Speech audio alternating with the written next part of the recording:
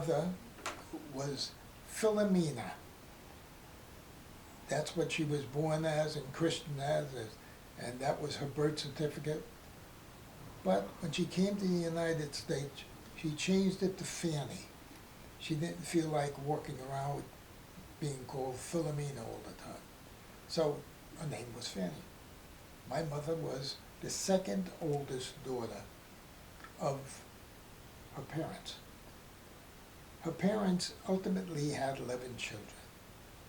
Of those 11 children, 10 survived, 4 boys, 6 girls. My mother ran the household. My grandmother apparently was always sickly. My mother ran the household completely. Food, cleaning, directing the kids what to do, who to do it, and how to do it. And she learned very quickly that running the ship was not easy and a very lonely kind of activity, because you make the decisions and that's what you've made them. Her father was not the most involved in the family. Probably was distant, to say the least. So he was not helpful. So my mother ran the show with my grandmother's guidance, but my grandmother was sick all that time. As time went on, and things progressed, my mother learned gardening. She loved to garden. She wanted to become a nun but couldn't do it because of the problem with handling the family, with the mother being sick. So she stayed with the family, and then they moved into New York. When they moved into New York, let me get back a little bit. Yeah, okay? fine. Before they moved into New York, my mother went to the wedding of her uncle Joe Raiucci, and my father's sister, Millie Donato. My father's sister and my mother's uncle got married. Was my father's sister's second marriage. First one, she became a widow. But the two of them got married, and at that wedding, my mother met my father. And from there, they proceeded with a love arrangement, got married, and stayed together for 60 years or so, until he died, and then she went. But my mother, at that point, stayed home with her husband, right, and had 3 children. They lived at 119th Street, then 120th, and back to 119th Street, until I was 5 years old. My sister was born the year after they got married, my brother 2 years later, and me 3 years later. So somewhere around 1930, we moved into the Bronx, went to 147th Street, and my mother kept the household there. While she kept the household there, she also worked. She was a crochet beater. She was a member of the ILGWU, International Lady Garment Workers Union. And she worked for a small concern and enjoyed it no end. She was always busy because she did what's known as crochet beading. So she would get a handbag and bead the whole handbag, or she would take a gown and put beading on the gown. She would design the bead structure, or she would just follow somebody else's design.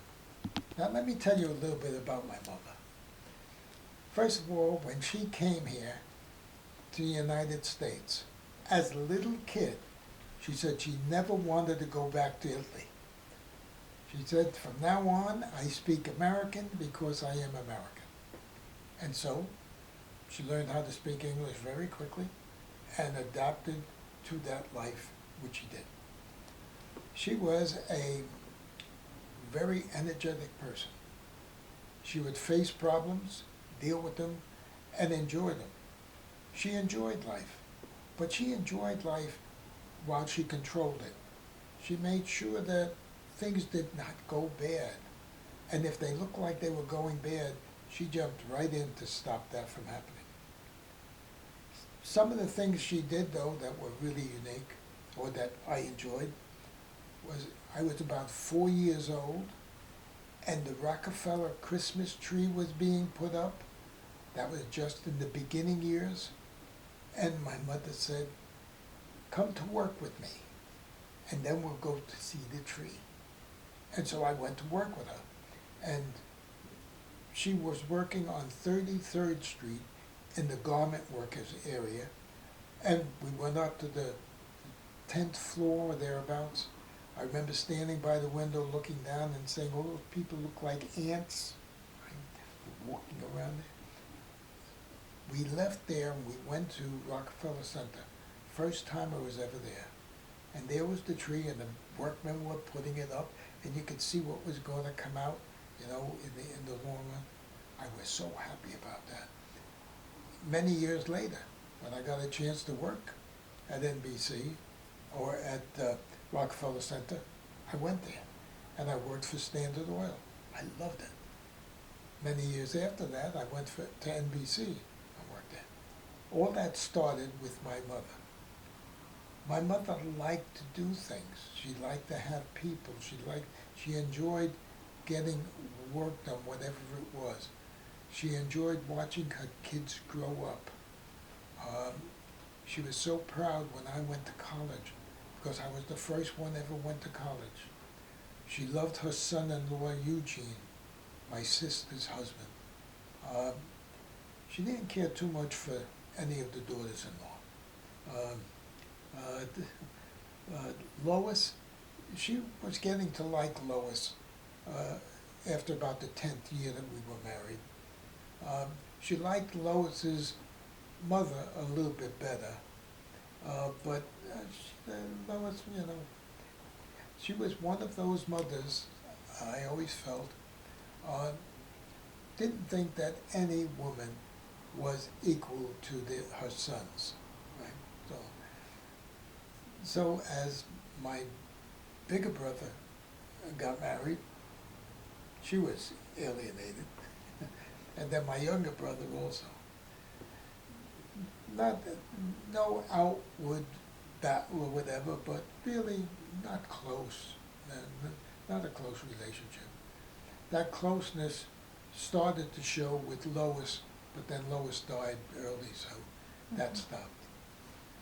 My mother ran her whole family.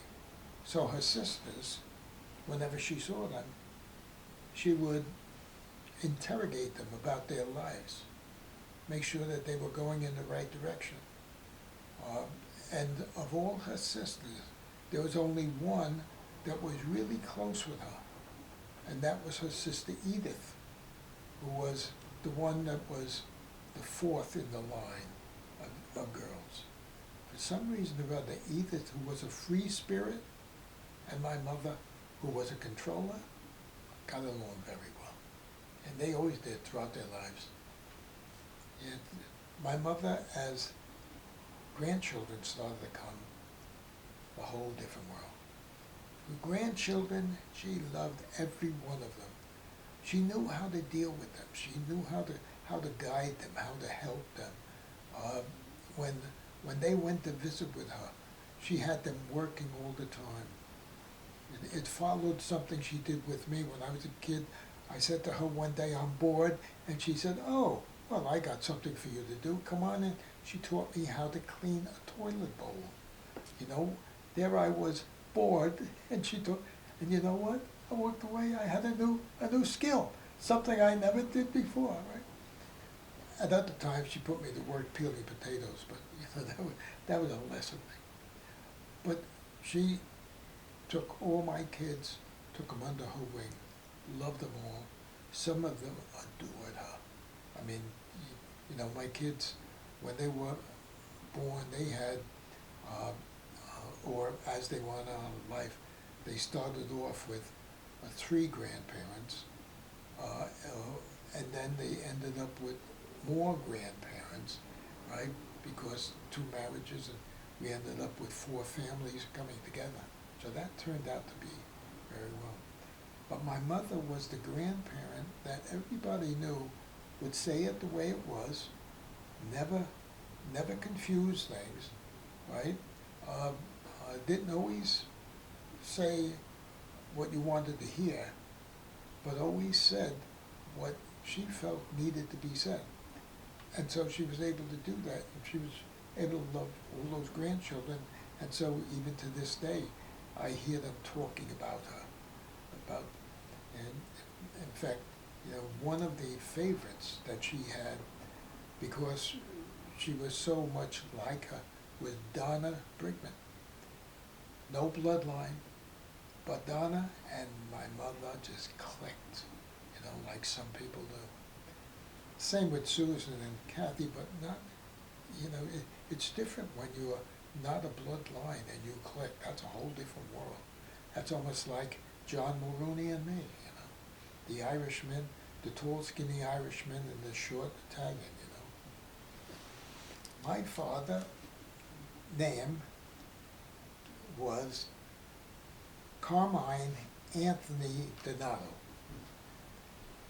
That was his legal name, that was his baptismal name, that was his birth name. Nobody ever knew him by the name of Carmine Anthony Donato. Everybody only knew him as Tony or Anthony, but they always used the word Tony. Or they called him Red because he had red hair. And we all were convinced within the family that some place the Italian lineage had found its way to Ireland and back down, and that's where he got the red hair from. He was just a nice guy. He was, as I may have mentioned before, not afraid of anything. Things did not scare him. He was not a big man, except when he carried his trumpet, and no matter where he went, everybody respected him. He carried his trumpet like the best trumpeter around. He could play anything. He'd play, whether it be classical with Toscanini, or jazz with Eddie Duchin, or just commercial weddings or celebrations, parades. He would do all of that. He could pick up his trumpet and start playing Greek music, Russian music, Italian music, Portuguese music, whatever there was, he could play it all. The only thing he never played, to my knowledge, was any Eastern music, like Chinese or Japanese or Vietnamese. I'm glad to say I played Vietnamese music at one point in time, and I was so happy with it. My father was a musician. He loved music. After coming back from Italy and having learned music and going on the road when he was 14, where he started playing with a band and then joined the band on road trips, did that for 50 years. He enjoyed doing that, and whenever he had a chance to go on the road, he did. It paid the bills, and during the post-Depression, or during the Depression era, and even the post-Depression era, he was able to pay the bills because of that.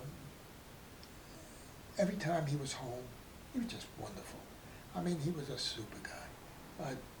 Always very considerate and understanding. I can still remember times where he would take me by the hand and walk me down to the playground, put me on the swing and push me on the swing, and then play with me on the seesaw, and just little things like that. Just walking, like the day we walked down to Uncle Sam's house to meet Rosemary. We just had a good time. I always felt so good with him. He ended up at one point opening a vegetable store because my mother wanted him to be close to home, you know, and make his money there. The vegetable store didn't work out because he was sharing it with somebody else, and it just didn't work out. So he went back to the music, which he enjoyed no end. Did that until he was 57, at which point in time he got a job in a factory and worked full-time till the rest of his life. He retired when he was 65, but kept on working with the factory. He was able to do that. They allowed him to do that, so it worked out good. My father, come various times during his life, especially near the end, said to me one day, he said, no matter what, he said, when it's your time to go, it's your time to go. You don't have control over that. Somebody else has control over that. It was interesting because on the last day that I saw him alive, I said I really wanted to see him to last until he was 75. And he said to me, he said, it ain't gonna happen. He said, it's my time to go. And it was.